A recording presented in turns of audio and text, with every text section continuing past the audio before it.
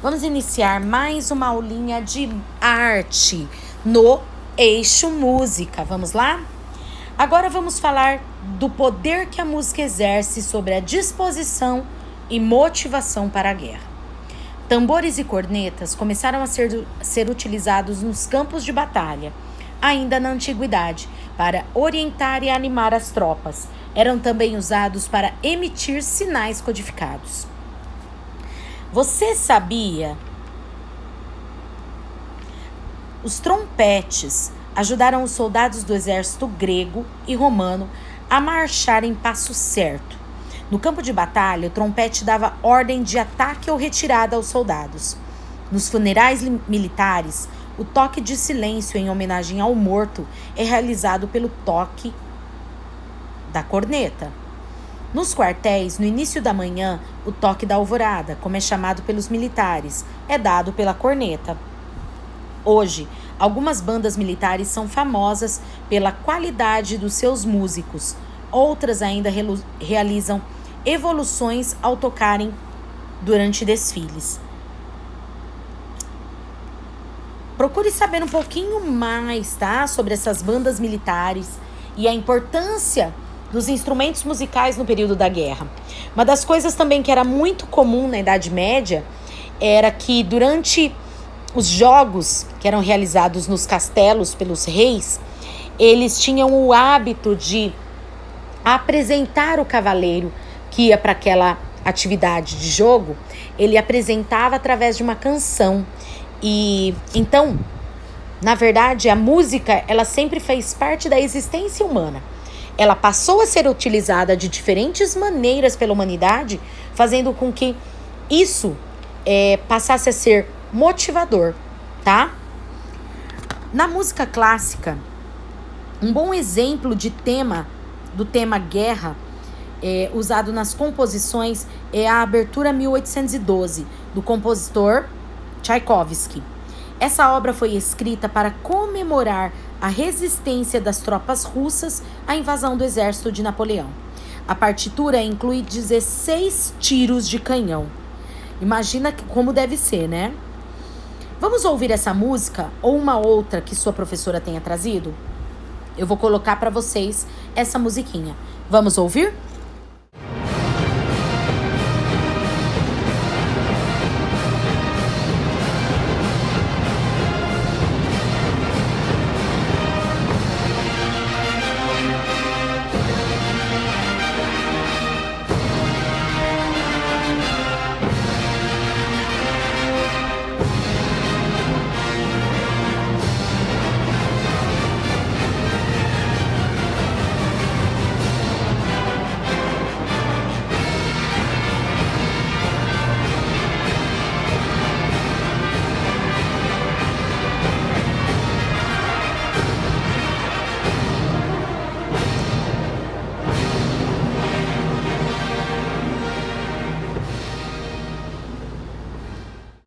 Agora que você escutou a música, vamos trocar algumas ideias?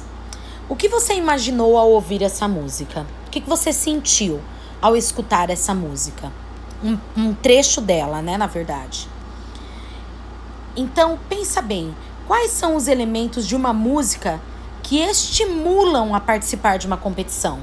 Para você, que tipo de elemento tem que ter uma música que faz você participar de uma competição? Ou vamos fazer uma pequena modificação. Que música te deixa motivado a fazer algo? Te deixa feliz? Te deixa mais competitivo? Pensa um pouquinho e escreve para mim ou manda no meu privado a música que você gosta. Se quiser, pode até mandar um trechinho para mim. A música narra acontecimentos. Já vimos que os instrumentos e seus timbres podem incentivar as pessoas ao longo de suas vidas. Os músicos também podem influenciar políticos e outras pessoas ao escolher o estilo e o conteúdo de suas composições. Admirador da Revolução Francesa de 1789, Ludwig van Beethoven considerava que Napoleão Bonaparte fora um herói. Havia deposto o rei e conseguia controlar o país. Por isso, chamou a sua terceira sinfonia de Bonaparte. Em 1804, desapontado com Napoleão, que se autodenominou imperador da França, mudou o título da sinfonia para Heróica. Esse é o Beethoven. E aqui, Napoleão Bonaparte. Curiosidades. Dizem que Beethoven estava em seu quarto tentando compor uma música nova e não estava conseguindo. De repente, bateram a porta no seguinte ritmo. Pam, pam, pam, pam. Ao ouvir essa batida, insistentemente, finalmente, a inspiração surgiu. A partir dela, Beethoven escreveu toda a Quinta Sinfonia. Esse tema tem grande relação com o Código Morse.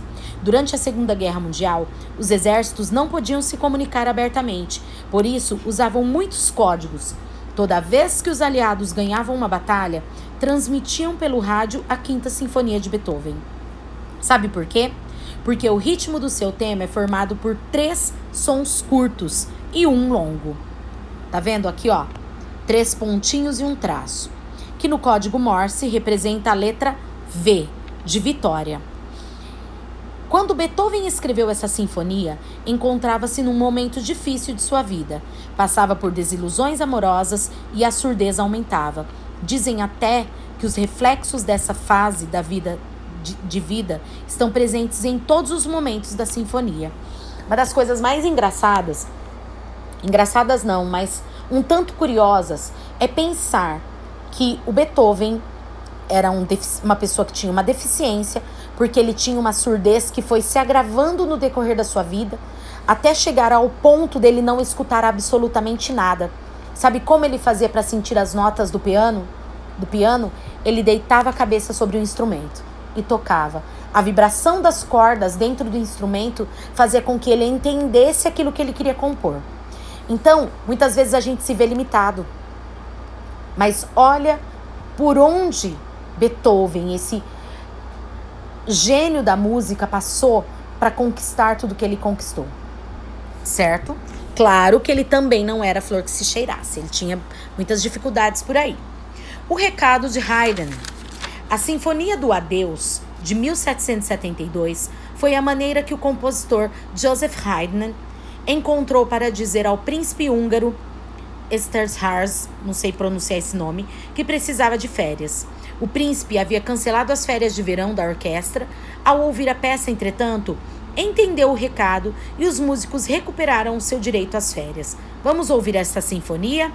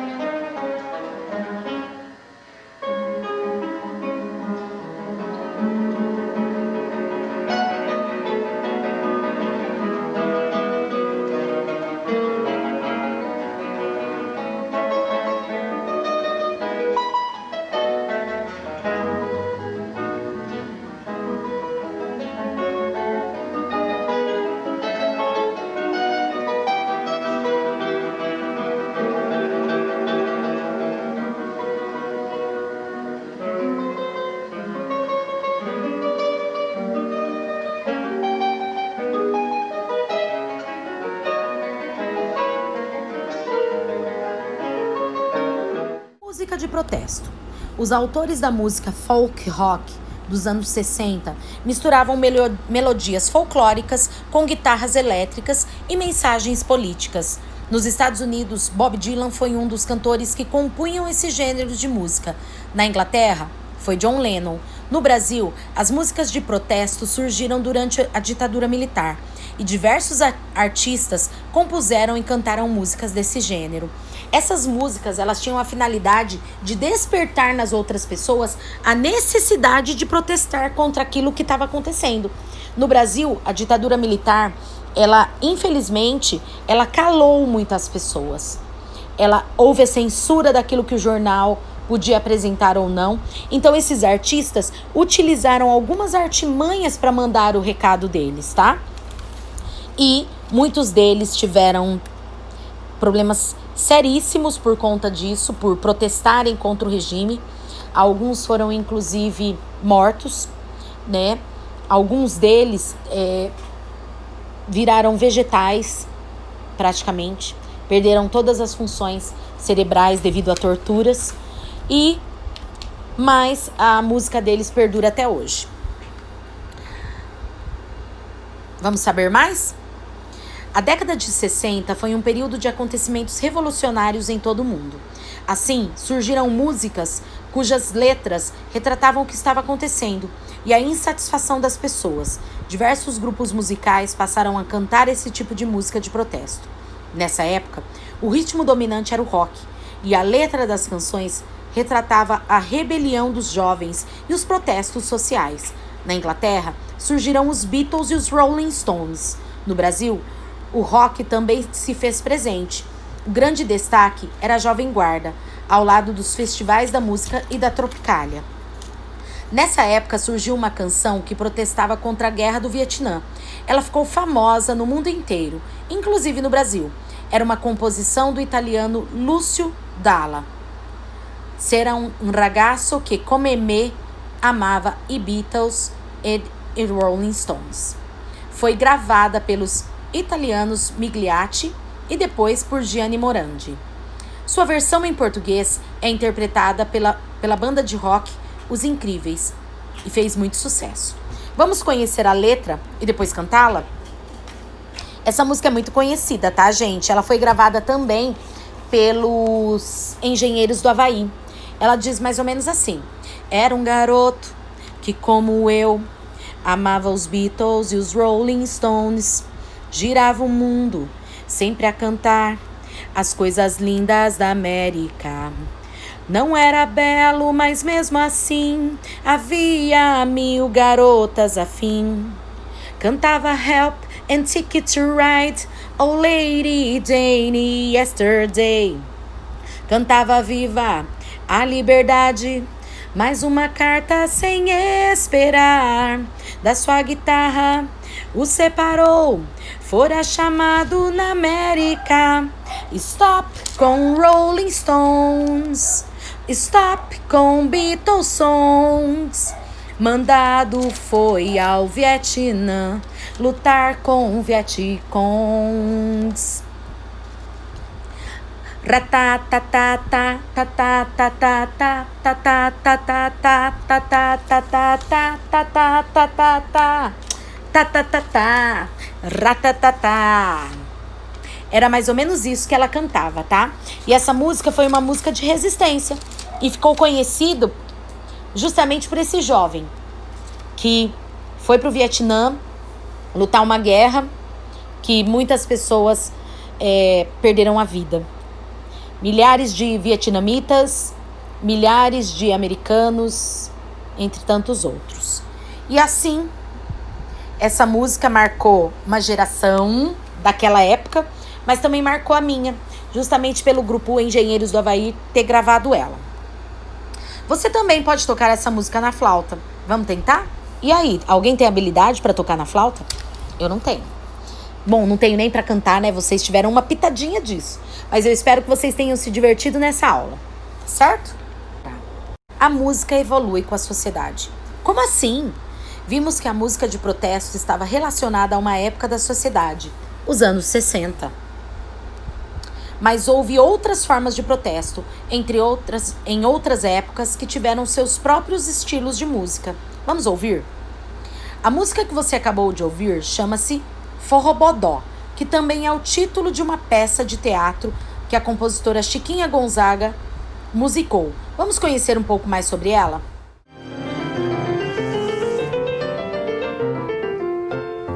Forrobodó da amassada, gostoso como ele só. É tão bom como a cocada, é melhor que pão de ló. Forrobodó da amassada, gostoso como ele só. A zona está estragada, ai meu Deus, que forrobodó. Tem enguiço, tem feitiço, na garganta faz um nó. Então seu guarda, o que é isso? Ai meu Deus, que forrobodó. Mas então pelo que vejo, não apanho um frango só. Eu vejo que já não vejo, ai meu Deus, que forrobodó. Chiquinha Gonzaga nasceu no Rio de Janeiro em 1847 e faleceu também no Rio de Janeiro em 1935. pianista e compositora, foi uma revolucionária da música brasileira e também a primeira mulher a reger uma orquestra no Brasil. Ela sempre trabalhou com o gênero musical popular. Compôs choros, polcas, tangos brasileiros, marchas, fados, quadrilhas, serenatas, lundus e samba.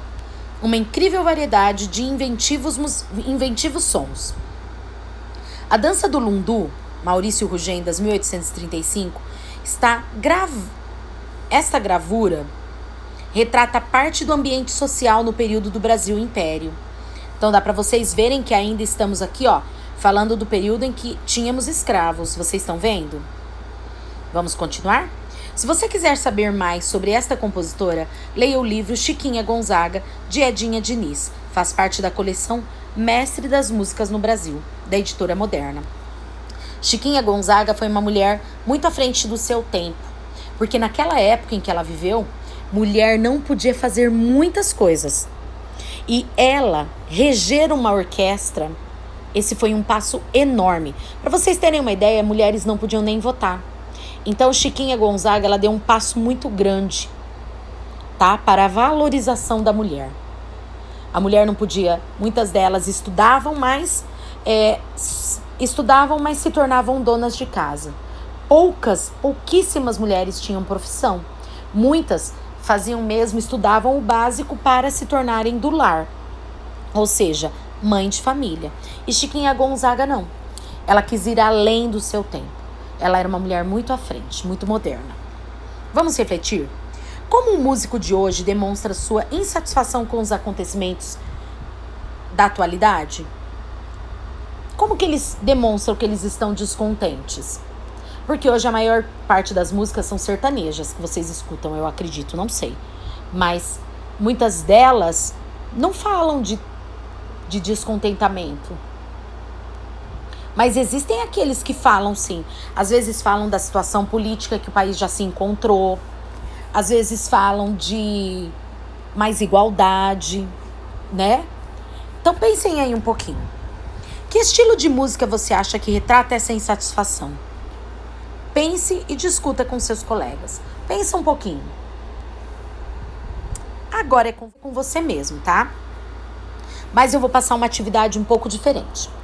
Dentre as músicas que a gente ouviu hoje, muitas delas retratam a realidade. E visando vocês conhecerem um pouquinho mais sobre a história da nossa cidade, porque logo mais no dia 19, que vai ser uma quinta-feira, eu disse que eu ia corrigir. Matemática nesse dia não vou poder, porque será feriado. Eu gostaria que vocês fizessem uma pesquisa sobre o hino de Santo Anastácio.